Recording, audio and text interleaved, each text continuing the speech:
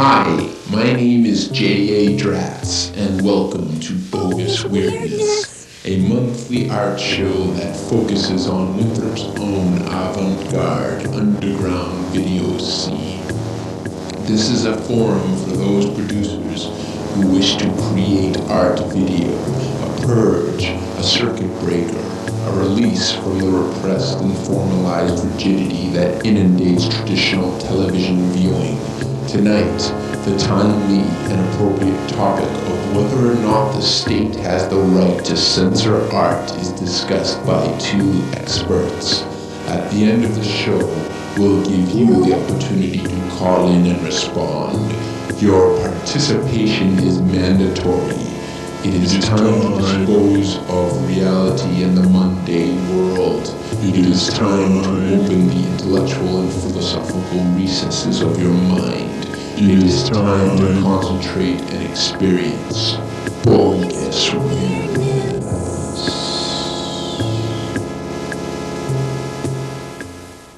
Mass production of destruction. Mass production of destruction. The more you learn, the more disgusting you become. Mass production of destruction. Instead of putting your knowledge to benevolence. Mass production of destruction. Not for your own good, but the earth's wholesome. Mass production of destruction. Horrific weapons and threats lead to violence. Mass production of destruction. Mass production of destruction. Mass production of destruction. Mass production of destruction. Mass production of destruction. Cities like cysts drip with pus. Mass production of destruction. Should more be born to a life like this? Mass production of destruction. Hordes of selfish people just like us. Mass production of destruction. Power-hungry idiots are Earth's death kiss. Mass production of destruction. To live for today means there's no future. To live for today means there's no future for anyone.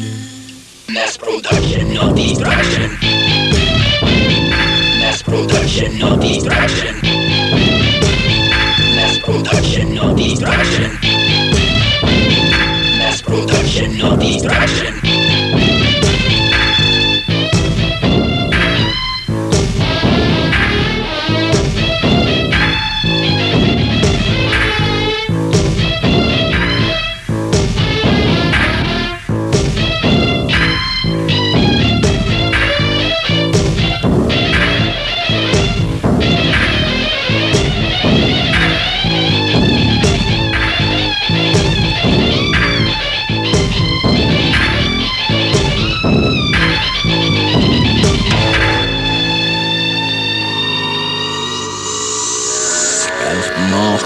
Suddenly, we wrestle in motherfucker.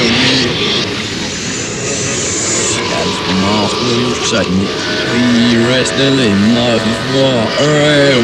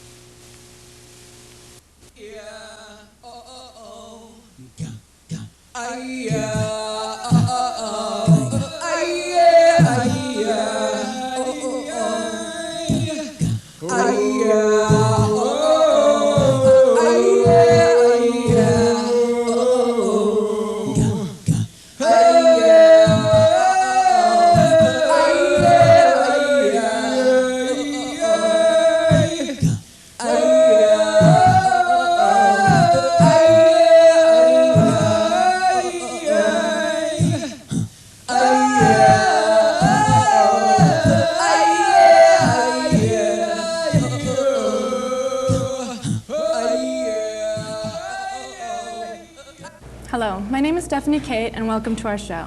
Tonight's program will consist of a 30-minute discussion on the topic of art censorship and the state. Recently in Massachusetts, as well as other states, bills have been proposed which would withdraw funding from art that is judged obscene or offensive to religious groups or depicts the sexual exploitation of children. With me tonight is Jerome Falbo, an attorney and advocate of censoring obscene art, and Jim Dentermont, a playwright whom does not advocate art censorship. Mr. Falbo, does the state have the right to censor art? Yes. Let me start off in saying that I believe the community or the state has the right to prohibit the distribution or presentation of anything that's obscene, whether funded publicly or privately. So obviously, when it comes to the matter of the state, for example, clearly my understanding is most of the funding on a national level is from the National Endowment of the Arts, or at the state, it's the Mass Cultural Council. Those are publicly funded. We pay for them. And we, as the citizens, should have clearly the right to oppose any obscene material. Mr. Dentermont, how do you respond to this? I'd like to respond by first reading the First Amendment to the Constitution of the United States, is the Article 1 of the Bill of Rights, which states, Congress shall make no law respecting an establishment of religion, or the prohibiting of free exercise thereof, or abridging the freedom of speech, or of the press, or of the right of the people peaceably to assemble and to petition the government for a redress of grievances. The National Endowment for the Arts, which was founded by John F. Kennedy in the early 60s, it was John F. Kennedy's initiative, was an attempt to add to the stature of the United States by giving artists something they had never had before in this country, government support. I would like to read John F. Kennedy's statement delivered in October of 1963 at Amherst on an occasion honoring Robert Frost, the poet. He said, "The men who create power make an indispensable contribution to the nation's greatness, but the men who question power make a contribution just as indispensable, for they determine whether we use power or power uses us. I look forward to a great future for America, a future in which our country will match its military strength with our moral restraint, its wealth with our wisdom, its power with our purpose. I look forward to an America which will not be afraid of grace and beauty, which will protect the beauty of our natural environment, which will preserve the great old American houses and squares and parks of our national past, and which will build handsome and balanced cities for our future. I look forward to an America which will reward achievement in the arts as we reward achievement in business or statecraft. I look forward to an America which commands respect throughout the world, not only for its strength, but for its civilization. And I look forward to a world which will be safe not only for democracy and diversity, but also for personal distinction." The National Endowment for the Arts doesn't fund obscenity. The National Endowment for the Arts funds art. Under Miller versus California, the obscenity law that is now federally operative in this country, whatever has artistic merit is not obscene. Have a response to that? Yes, well, I'd like to say here at the onset that the question arises in the parable that was just read here concerning J.F. Kennedy's introduction to that gift, grace and beauty, achievement of the arts, is something that we all agree must be achieved. But the question we are here really addressing ourselves is to where does the line of demarcation between art and obscenity, wherein all of the nice adjectives of grace and beauty are buried and never seen again. And I'd like to make a comment with regards to the funding. Any time that the public is called upon to give funds to support something as noble and as honorable as the Art Council, to perpetuate and help to continue art, the public themselves, the community itself, and that community may be within the state, local, city, or town, a town like Winthrop. They, in my opinion, are the only judges to determine whether or not that particular expression, book, writing, whatever it may be, is art as opposed to obscenity. And I'd like to make a comment. My associate here did correctly state that the art of the law today is the case of Miller. And I think his definition, if you bear with me a minute, his definition was accurate but only partial. And what the court in the Miller case, which was a case that was decided in 1973, stated, the test in order to determine whether an expression, a work, is obscene. And by the way, the court said that if this test, as thou tell you, applies as answer to the affirmative, then it is obscene, and it is not protected under the First Amendment, nor is it protected under the Article 16 of the Declaration of Rights of the Mass Constitution. Let's not lose sight of that fact. And in it they said here that the average person, this is the three-pronged test. The test to determine whether something is obscene is as follows. One, whether the average person,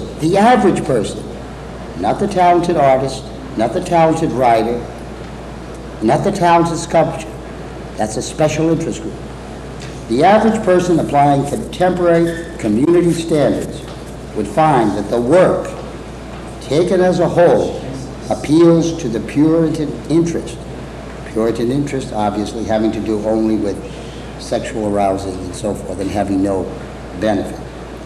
Secondly, the second standard, whether the work depicts or describes in a patently offensive way sexual conduct specifically defined by the applicable state law. And in that number two, it's expressly, if not impliedly, suggesting that the states do have the right to set up specific laws having to do with certain sexual conduct that should be outlawed. It's implicit in the second statement. And finally, as Mr. Dontamon stated, the last test is whether the work taken as a whole lacks serious literary, artist, political, or scientific value. It has to pass or flunk all three tests. And if you can answer all three in the affirmative, then it is obscene. And interesting to note, one final comment on this case. It seems that having flowed from the puritanical era, or the Puritan era of the early birth, I should say the infancy of this nation, then we came to a point in the case preceding the Miller case, and in the Roth case, at that time the court said, well, if it has any social redeeming value, then it is not obscene. But we seem to come back a bit now from nothing was allowed to finally saying, hey, look, if it has any social redeeming value, we'll allow it. Till now, in the Miller case that you quoted, they're getting a little tighter again, so to say, by saying if it lacks serious literary, artistic, political, scientific value. So it can't just have any, it has to have some serious. Thank you. Thank you.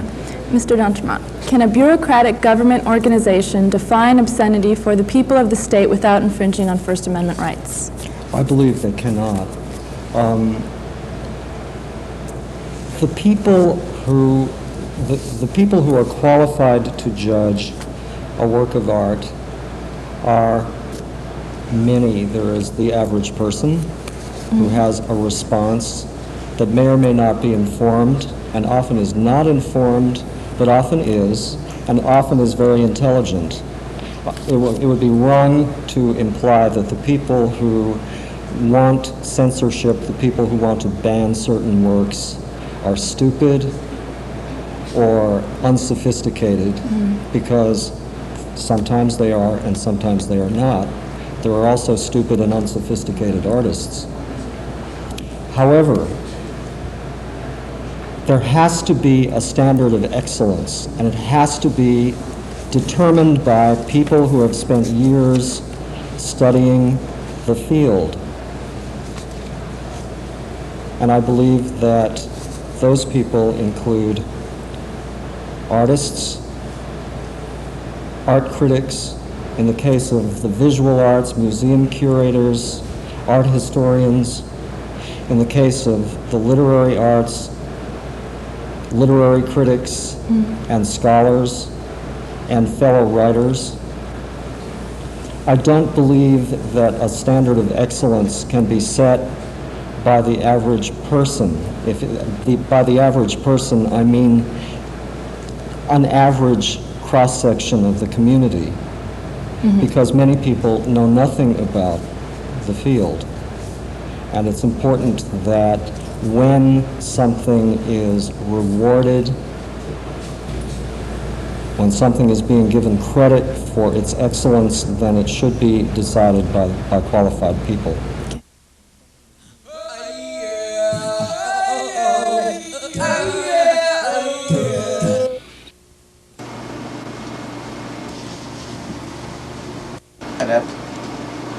Your mother found this when she was cleaning your room. Dad, it's not mine. Where'd you get this? Who gave it to you? One of my friends. Who gave you the idea to record this? No, I didn't. What's wrong with you? Who told you about this show?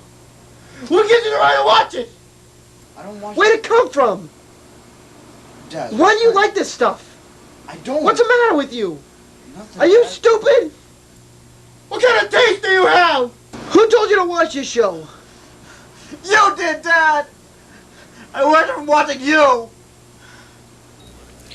Parents who watch Footnote have kids who watch Footnote.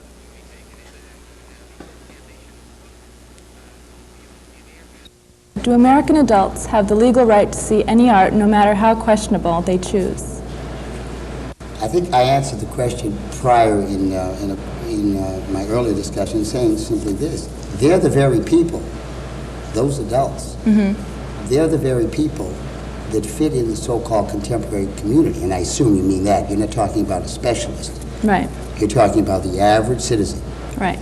Right. They're the ones that make the determination through their own standards, which they then attempt to impose to the legislators they elect, in turn to the governors they elect, and in some states even the judges they elect, to reflect what they believe they should be entitled to see, or what they believe that any fellow adult or children should be allowed to see. So I guess my answer is, if it is obscene, then other than, I suppose, the confines of the privacy of your home, where the other public is not forced to observe it, if it's obscene, it won't be acceptable. And if they want to see it within the confines of an existing law, and assuming the law had ruled on whatever you're referring to obscene, whether it was a book or a painting or a sculpture, then in the confines of its home, of their own home, they can do what they want. But outside of the public, it would then destroy the entire community effort to regulate its own mores and standards. Right. Okay, thank you. Mr. D'Entremont, the National Endowment for the Arts and the Massachusetts Cultural Council have funded controversial art. If legislation cut this funding, who would suffer? All artists would suffer if legislation cut the funding or reduced the National Endowment's funding or applied restrictions to that funding. It would lead artists to censor themselves based on their fear that some bureaucrat somewhere, sometime, is going to see their work as obscene or blasphemous or politically offensive and try to suppress it. It's going to cause artists to censor themselves because of their fear that their art will not communicate with the public as a result of that. And it will cause the public the worst damage because it's the public that suffers when the arts suffer. The National Endowment has primarily existed to serve the public. It supports symphony orchestras, ballet, musical events of all kinds, theater events of all kinds, visual arts events of all kinds, including film and even video now. Okay. Mr. Falbo, would you like to make a closing statement? Yes. Obviously, as we anticipated tonight, it's quite clear that the question of the parameters of the First Amendment, how wide, how broad, how far it reaches, continues to be a highly controversial topic. And it has enjoyed that distinction, dubious or not, for at least 150 years in our country. Granted, and I'll be the first to say from my own opinion, that it was the Puritan attitude regarding censorship, as I said earlier, in the early stages of our country, that was not acceptable, without a doubt. But we've come a long way from the so-called Hicklin case that came out, it was decided in 1868, which would ban a book for having one possible obscene passage, regardless of its overall redeeming or educational value. And an interesting thing, which I find amusing, and I'm sure you'll appreciate it, we're a long way from the language of the court in a case concerning a book, which I think most of us had read at one time or another, The Memoirs of a Woman of Pleasure, Fanny Hill. The court, and I want to read to you a passage on that, as some of you may have.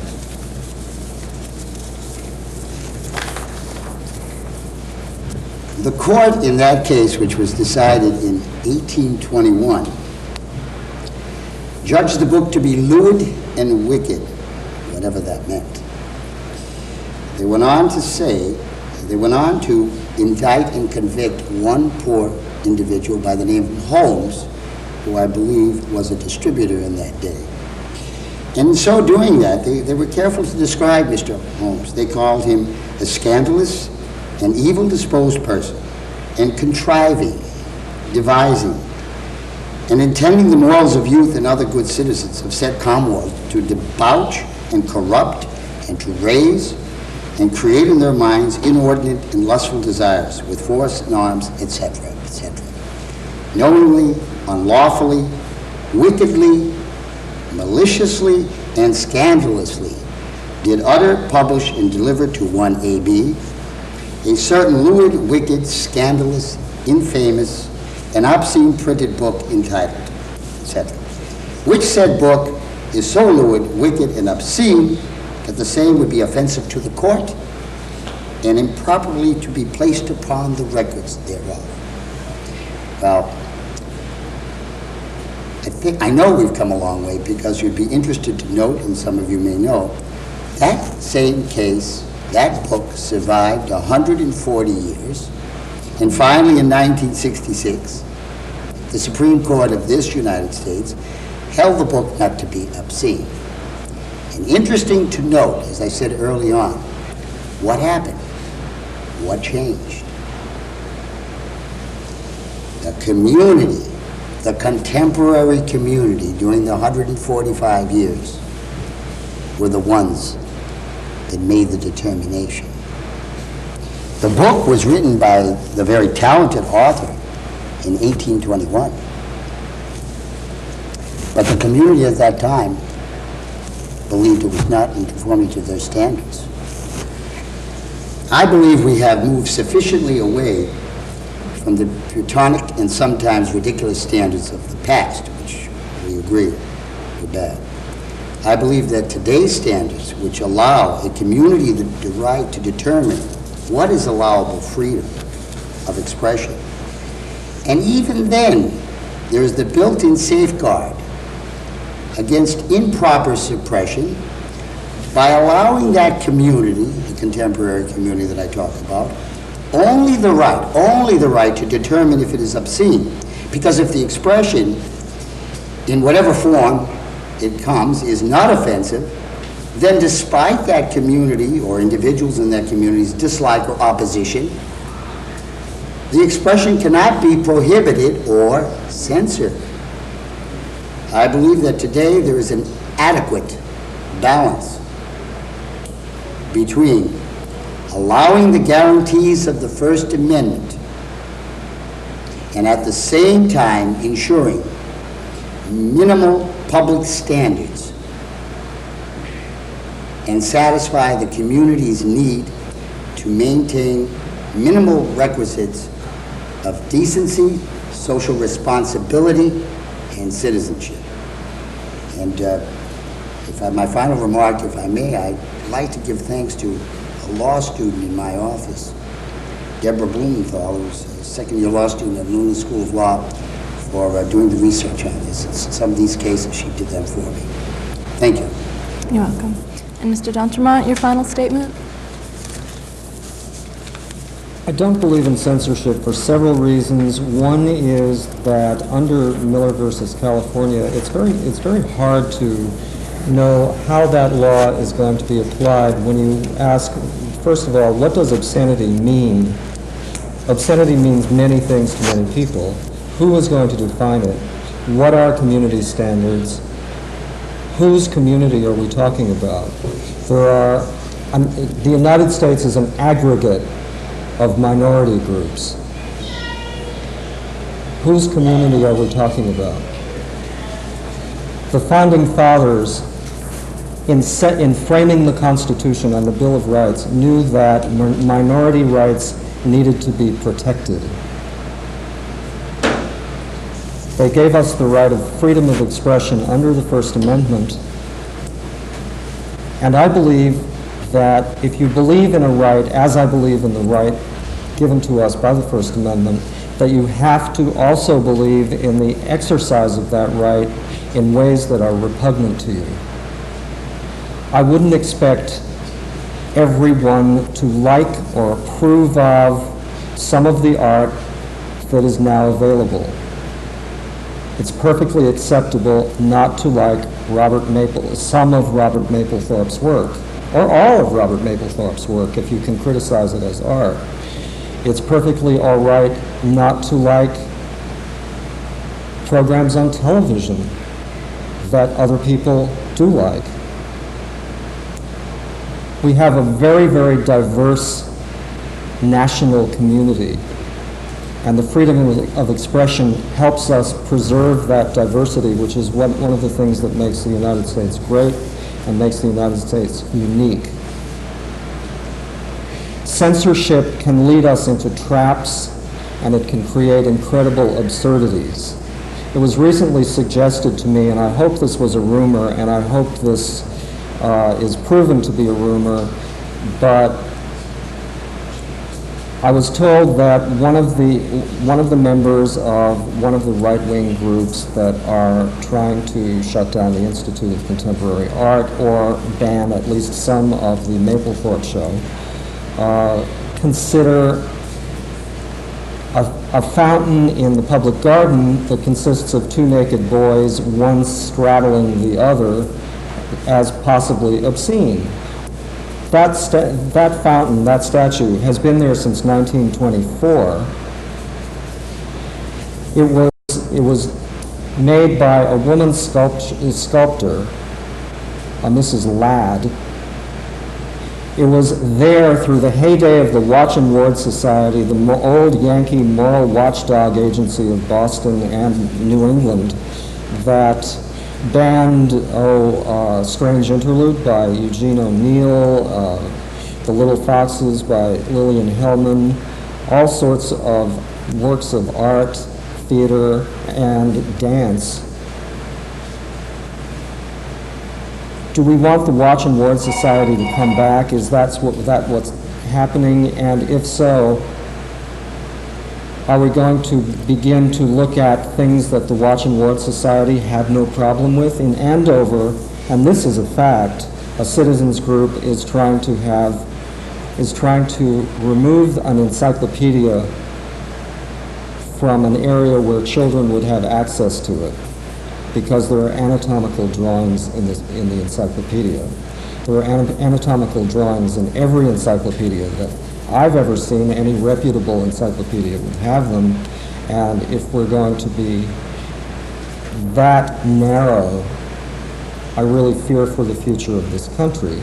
When we talk about prurient interest, we have to wonder what kind of prurient interest is operative in people like the members of the First Amendment Common Sense Coalition, for example.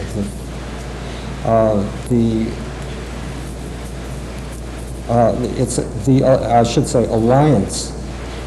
It's a group of 13 right-wing groups that are trying to censor art in Massachusetts. They have an agenda. Part of it is being implemented by censorship. Censorship can be used to promote a political agenda.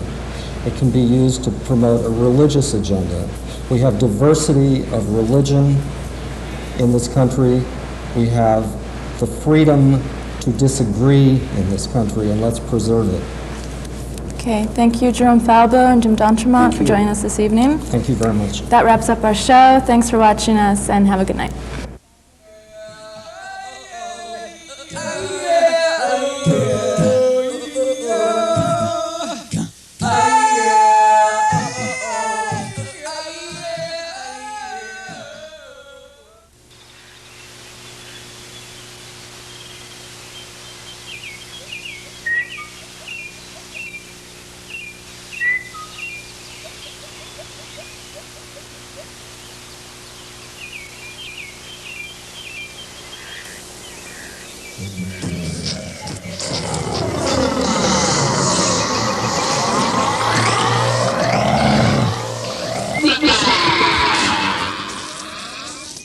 It's a sin to pollute Lewis Lake.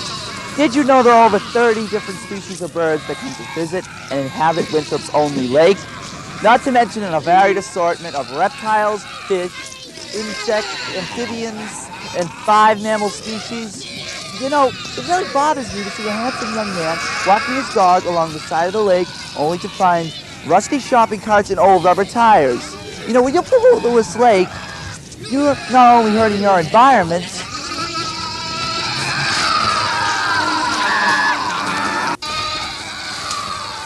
you're hurting yourself. Lewis Lake, our future can be beautiful.